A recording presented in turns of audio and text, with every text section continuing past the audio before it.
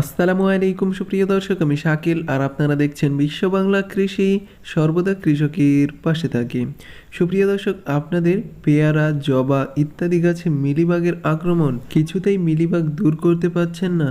তাহলে এই ভিডিওটি আপনারই জন্য, কারণ এই ভিডিওতে দেখানো হয়েছে কিভাবে আপনারা খুব সহজেই মিলিবাগ দূর করতে পারবেন সেই সম্পর্কে বিস্তারিত।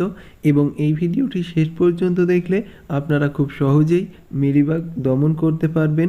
আর আপডেট সহ এটা দেখানো হয়েছে, আপনারা অবশ্যই ভিডিওটি শেষ পর্যন্ত দেখবেন। আর এই চ্যানেলে যদি আপনি নতুন হয়ে থাকেন তাহলে অবশ্যই চ্যানেলটি সাবস্ক্রাইব করবেন এবং পাশের নোটিফিকেশন বেলটি অন করে দেবেন। তো চলুন সুপ্রিয় দর্শক, শুরু করা যাক। সুপ্রিয় দর্শক, আমরা বাঙালির প্রধান খাদ্য ভাত, এবং ভাত খাওয়ার পর কিছুটা থেকে যায় এবং সেই ভাত দিয়েই আমি এই মিলিবাগকে দমন করতে পারবো। এজন্য ভাত অবশ্যই আগের দিন রাত্রে ভিজিয়ে রাখবেন এবং সকালবেলা একটা প্লাস্টিকের বোতলে ভরে পানি ভরাট করে দিতে হবে এবং সামান্য একটু খালি রাখতে হবে, কারণ এখানে গ্যাস উৎপন্ন হবে। এজন্য তারপরে বোতলের ছিপিটা আটকে দিতে হবে এবং 2-5 দিন পর পর বোতলটাকে ঝাঁকিয়ে নিতে হবে এবং মাঝে মাঝে ছিপিটা খুলে দিতে হবে যেন গ্যাসটা বাইরে চলে আসে। এভাবে আপনারা 15 থেকে 20 দিন রাখবেন এবং 20 দিন পর অবশ্যই দেখতে পাচ্ছেন এটা অ্যালকোহলে রূপান্তরিত হয়ে গেছে এবং এই অ্যালকোহলটি খুবই কার্যকারী মিলিবাগ দমন করার জন্য। আপনারা অবশ্যই এই অ্যালকোহলটি ব্যবহার করতে পারেন এবং ভিডিওটি শেষ পর্যন্ত না দেখলে আপনারা বিস্তারিত বুঝতে পারবেন না এবং মিলিবাগ দমন করতে পারবেন না। সুপ্রিয় দর্শক, এই অ্যালকোহলটি পরিমাণ মতো ব্যবহার করতে হবে এবং আমি 150 ml পানির সাথে এই অ্যালকোহল 50 ml মিশিয়ে নেব। তারপরে খুব ভালোভাবে এটাকে নাড়িয়ে চাড়িয়ে নিতে হবে। তারপরে এই পানিটাকে ছেঁকে নিতে হবে।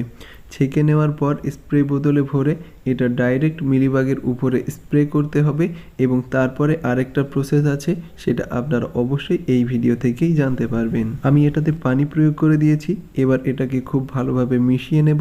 এজন্য আমি এটাকে ঘুলিয়ে নিচ্ছি এবং এই উপাদানটি যদি আপনি একটু বেশি ব্যবহার করেন তাহলে কোনো অসুবিধা নেই। এটা অর্গ্যানিক, এজন্য গাছের ক্ষতি কম হবে, কিন্তু ডাইরেক্ট এই অ্যালকোহল স্প্রে করবেন না।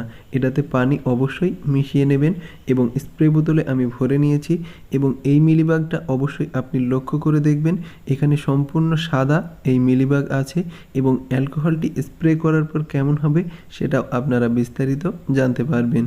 সুপ্রিয় দর্শক, এবার আমি এই মিলিবাগের উপরে অ্যালকোহলটি স্প্রে করে দেব এবং অ্যালকোহলটি স্প্রে করার 10 থেকে 15 মিনিট পর আমি অবশ্যই এর রেজাল্টটা দেখতে পাবো। এবং এই অ্যালকোহলটি স্প্রে করার সবচেয়ে সঠিক সময় হচ্ছে রৌদ্রের সময় এটাকে স্প্রে করতে হবে। রৌদ্রের আলো বা রৌদ্রের তাপে কিন্তু মিলিবাগের উপরে যে সাদা স্তর আছে সেই স্তরটাকে সম্পূর্ণভাবে গলিয়ে দেবে। এটা অবশ্যই আপনাকে মাথায় রাখতে হবে এবং গাছের যে অংশে মিলিবাগ আক্রমণ করেনি সেই অংশেও আমি এই উপাদানটি স্প্রে করতে পারবো এবং এই উপাদানটি স্প্রে করলে কোনো ধরনের পোকা আক্রমণ করবে না। আপনারা যে কোনো পোকার জন্য এই উপাদানটি ব্যবহার করতে পারেন। এটা খুবই কার্যকরী একটি কীটনাশক।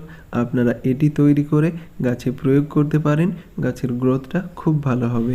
এখানে দেখতে পাচ্ছেন বেগুনের পাতা কুঁকড়ে গেছে, এটার একটাই কারণ হচ্ছে মিলিবাগ এবং মিলিবাগের জন্য আপনারা এই উপাদানটি ব্যবহার করতে পারবেন।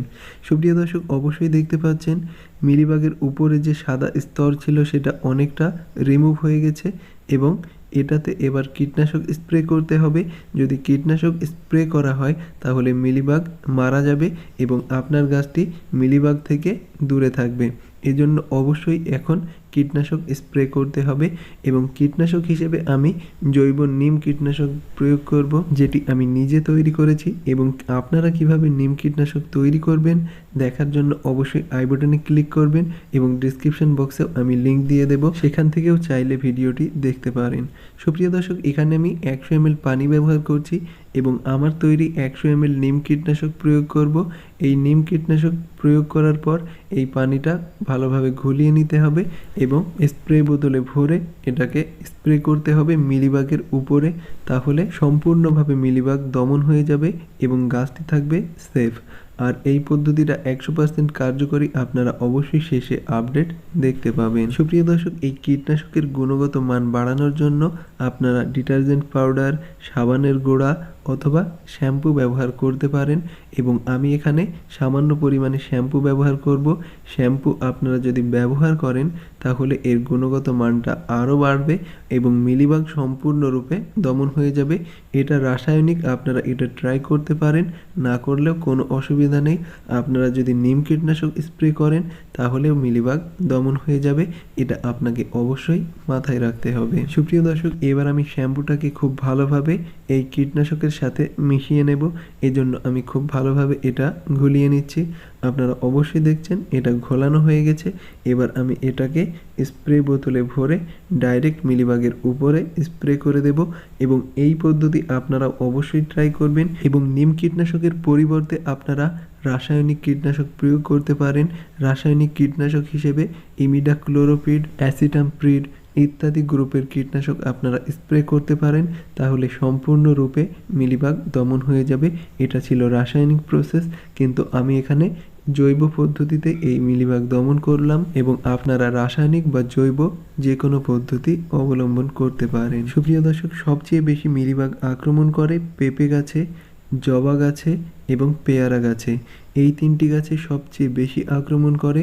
এই তিনটি গাছকে আপনারা আই কন্ট্রোলে রাখবেন আর মিলিবাগের আক্রমণ হলে এই পদ্ধতিটা অ্যাপ্লাই করবেন। যেদিন আমি কীটনাশক স্প্রে করেছি তার পরের অবস্থা আপনারা অবশ্যই দেখতে পাচ্ছেন। মিলিবাগগুলি মরে শুকিয়ে গেছে এবং এই গাছটি এখন সম্পূর্ণ সেফ আছে। আপনারা এভাবেই এটিকে ট্রাই করবেন মিলিবাগ দমনের ক্ষেত্রে। আশা করি আপনাদের এই ভিডিওটি ভালো লেগেছে। ভিডিওটি ভালো লাগলে অবশ্যই লাইক করবেন এবং এই চ্যানেলে নতুন হয়ে থাকলে অবশ্যই চ্যানেলটি সাবস্ক্রাইব করবেন এবং ধৈর্য ধরে ভিডিওটি শেষ পর্যন্ত দেখার জন্য আপনাকে অসংখ্য ধন্যবাদ। থ্যাঙ্কস ফর ওয়াচিং বিশ্ব বাংলা কৃষি।